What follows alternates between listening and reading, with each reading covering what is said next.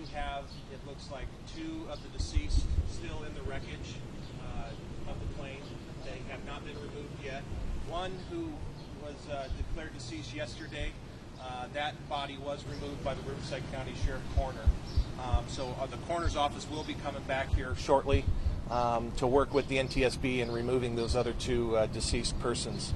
It looks like we have is an adult male, 3 adult females, and then 1 female teenager who were in the plane.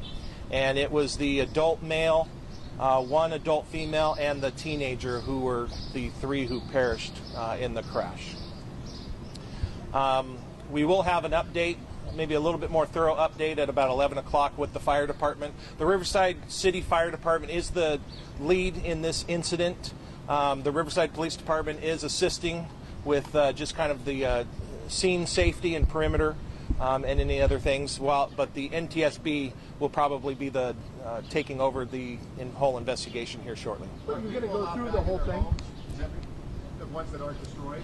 Yes, last night people were starting to be let back into the homes. The Red Cross did respond out here fairly quick, and the ones who have the homes that burnt, they were at least 1 family or person was put up in a hotel through Red Cross last night, but the electricity and power was turned back on, and as far as we know, most of the residents have returned back to their homes. Officer, how are the survivors doing?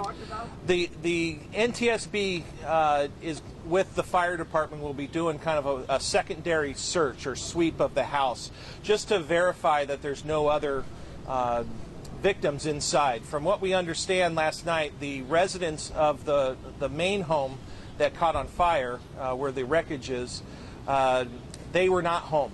But we do want to make sure that there was nobody else there. They have said that there should be nobody else, so they're going to double check that here this morning. Were law enforcement contacted by the air traffic control tower as the plane was going down? The tower contacted our emergency dispatch center once the plane was down. That's the first alert that they got, that the plane actually had crashed. So there was no emergency call? As far as we know, we don't have all that information.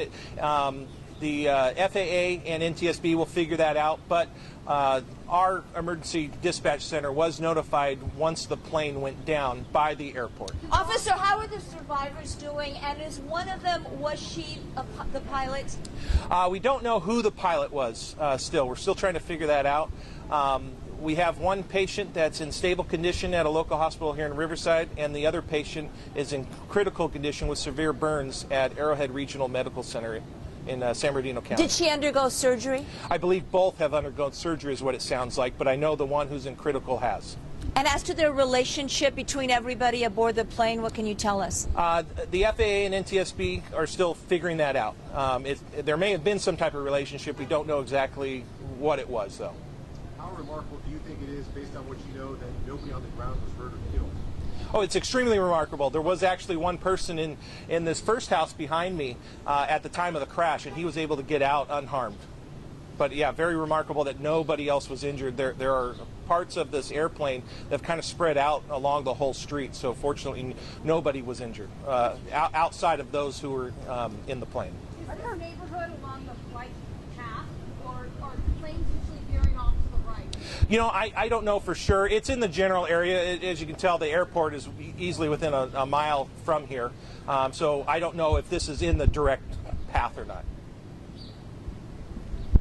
Okay.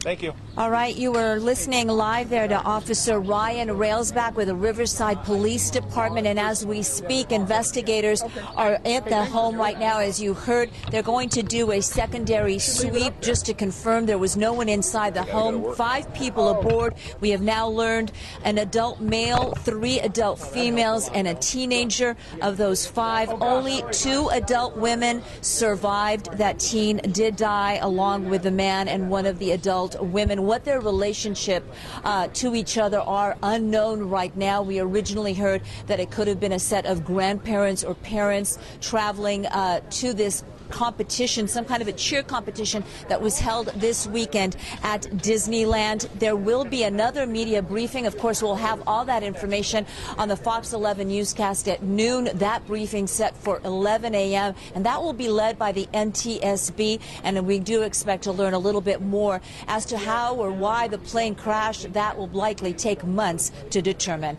We are live in Riverside this morning. We'll send it back to you.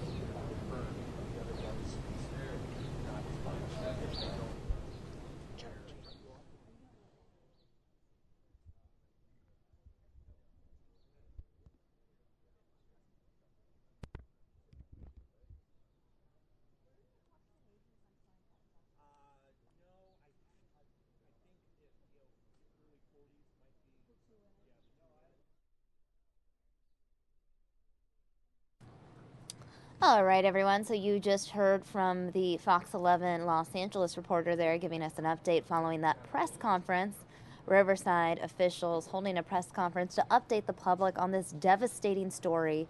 We covered it live for you here on News Now yesterday afternoon. An airplane crashed into a home. Unfortunately, 3 people killed. There are 2 survivors. 1 in stable condition, 1 in critical condition. According to authorities, there will be another press conference update later today. We'll be sure to carry that for you here on News Now.